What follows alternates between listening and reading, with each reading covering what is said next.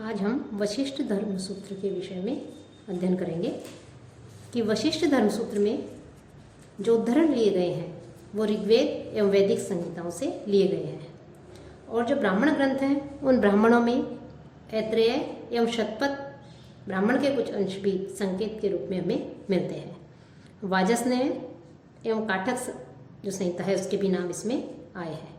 साथ ही आरण्यकों, उपनिषदों एवं वेदांगों के उद्धरण मिलते हैं। इतिहास और पुराणों की भी चर्चा है और इस धर्म सूत्र में व्याकरण, मुहूर्त, भविष्यवाणी, फलित ज्योतिष, नक्षत्र विद्या आदि का भी इसमें उल्लेख मिलता है।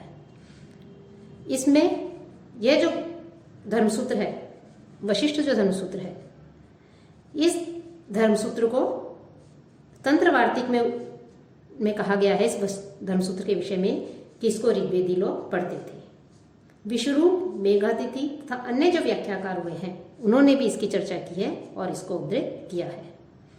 तीवर देव का जो रागिम ताम्रपत्र है उसमें इस धर्मसूत्र का उद्धरण दिया गया है और इस ताम्रपत्र का जो समय है, इस ताम्रपत्र का समय 8वीं शताब्दी का अंतिम चरण माना गया है। ईसा की प्रथम शताब्दी में जो धर्मसूत्र है यह उपस्थित था। अन्य ग्रंथकारों ने 7वीं शताब्दी के उपरांत भी इसकी ओर संकेत किया है, लेकिन इसमें कोई संदेह नहीं है कि यह जो धर्मसूत्र है, वशिष्ठ धर्मसूत्र, यह गौतम, आपस्तम एवं बोधायन के बाद का जो है ये धर्मसूत्र है। इसमें यह गद्य में भी है और यत्र तत्र इसमें पद्य भी मिलते हैं। इसकी शैली गौतम धर्मसूत्र से बहुत मिलती है और गौतम धर्मसूत्र में से बहुत कुछ जो है अंश हमें इसमें मिलता है और बोधायन धर्मसूत्र का भी इसमें से कुछ ग्रहण किया गया है। इस धर्मसूत्र में 30 अध्याय माने गए हैं। 30 अध्याय प्रकाशित हैं, करीब 6 अध्याय से लेकर 30 अध्यायों में यह प्रकाशित है। इसमें कुछ शेपक भी माने जाते हैं, लेकिन मुख्य रूप से जो धर्मसूत्र है इसके जो 30 अध्याय हैं उन 30 अध्यायों में की जो विषय वस्तु है, उसमें जो वर्णन किया गया है जिन विषयों का, उसमें मुख्य रूप से धर्म की क्या परिभाषा है, आर्यावर्त की सीमाएं, पापी कौन होता है, नैतिक पाप क्या है, और जो विवाह आदि हैं 6 प्रकार के विवाह, राजा प्रजा के आचार को संयमित करने वाला माना गया है और षष्ठांश जो है वो कर के रूप में लेता है। ये प्रथम उसमें अध्याय में वर्णन किया गया है। दूसरे में चारों वर्णों का उपनयन के पूर्व जो धार्मिक क्रिया संस्कारों के लिए कोई प्रमाण नहीं बताए गए हैं, आचार्य की महत्ता है, चारों जातियों के विशेषाधिकार एवं कर्तव्य, लेकिन विपत्ति की अवस्था में ब्राह्मण आदि क्षत्रिय और वैश्य की वृत्ति को भी अपना सकते हैं, कुछ निषेधों के साथ में इसका इसमें वर्णन है। साथ ही ब्याज का भी इसमें वर्णन किया गया है। आगे के जो अध्याय हैं उन अध्यायों में धन संपत्ति की प्राप्ति पर क्या नियम है, पंक्ति पावन कौन होते हैं, पवित्रीकरण की क्या विधियां है, आचमन, शौच, इनका वर्णन है। साथ ही चारों वर्णों के वर्णन के साथ साथ जो अतिथि सत्कार है, मधुपर्क और जो आशोच व्यवस्था है, जन्नाशोच, मरणाशोच, उसका भी इसमें वर्णन है। स्त्रियों की आश्रितता और जो स्त्री हैं उनके आचार नियमों का, धर्म को व्यवहार माना गया है, आचार की प्रशंसा की गई है। साथ ही अच्छे कुल के कुछ नियम ही बताए गए हैं और किनके यहाँ भोजन ग्रहण करना चाहिए, इनका विषय इसमें वर्णन है। चारों आश्रमों का इसमें वर्णन किया गया है।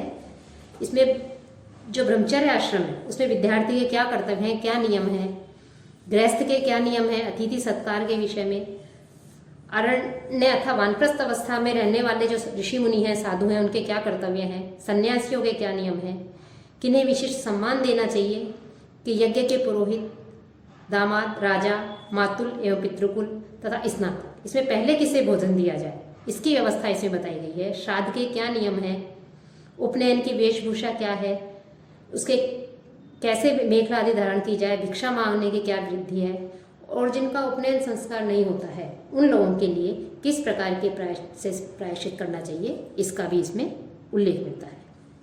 साथ ही इसके और जो अध्याय है उसमें स्नातक के लिए आचार विचार, आचार नियम, वेदाध्ययन प्रारंभ करने के क्या नियम है, वेदाध्ययन में जब समाप्त हो जाता है या जो अनध्याय आदि है उसका उल्लेख है।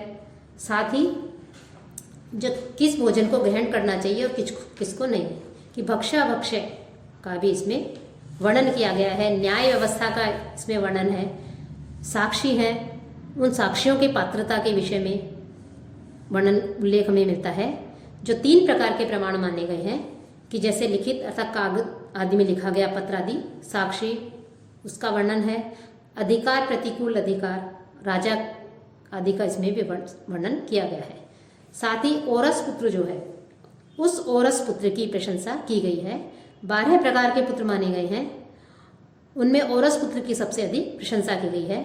संपत्ति का विभाजन किस प्रकार से कैसे करना चाहिए, कैसे देना चाहिए, अविवाहित कन्या के को उसमें जो है अधिकार दिया गया है या नहीं, इसका भी जो है इसमें वर्णन है। प्रतिलोम जो जातियां मानी गई हैं, उनके लिए भी बताया गया है कि किस प्रकार से उनके लिए वेदाध्ययन आदि का निषेध किया गया है।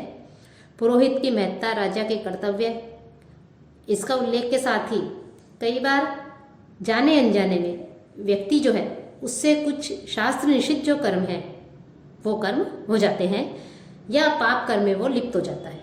तो उनके लिए किस प्रकार से कौन सा प्रायश्चित करना चाहिए, क्या व्यवस्था की गई है, उस प्रायश्चित व्यवस्था का उल्लेख है। वर्जित भोजन करने पर और संभोग सुरापान करने पर ब्रह्मचारी के प्रायश्चित, कृच्छ अतिकृच्छ इसके विषय में वर्णन है, व्रतों के विषय में वर्णन है, प्रायश्चित के विषय में वर्णन है। साथ ही जो सामान्य जो पाप होते हैं उनके लिए भी व्रत आदि का विधान किया गया है।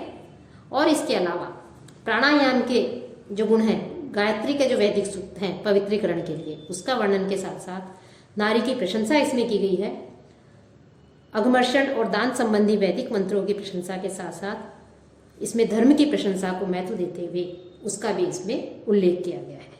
तो इस प्रकार से इसमें बहुत कुछ वशिष्ठ धर्मसूत्र में जो बहुत से विषय जो हमें मिलते हैं, उसमें वो विषय अन्य धर्मसूत्रों में भी हमें प्राप्त होते हैं, कि वशिष्ठ धर्मसूत्र बहुत कुछ उनसे मिलता जुलता है जो इससे पूर्व के जो धर्मसूत्र हो चुके हैं। विषय जो सूची है वो गौतम धर्मसूत्र, बोधायन धर्मसूत्र से कुछ अंतर नहीं है, और न शैली में, क्योंकि यह भी गद्य में है और यत्र तत्र इसमें पद्य भी मिलते हैं। और यह जो है उन धर्मसूत्रों से इन्होंने कुछ ऐसे के ऐसे जो है कुछ अंश भी प्राप्त किए हैं।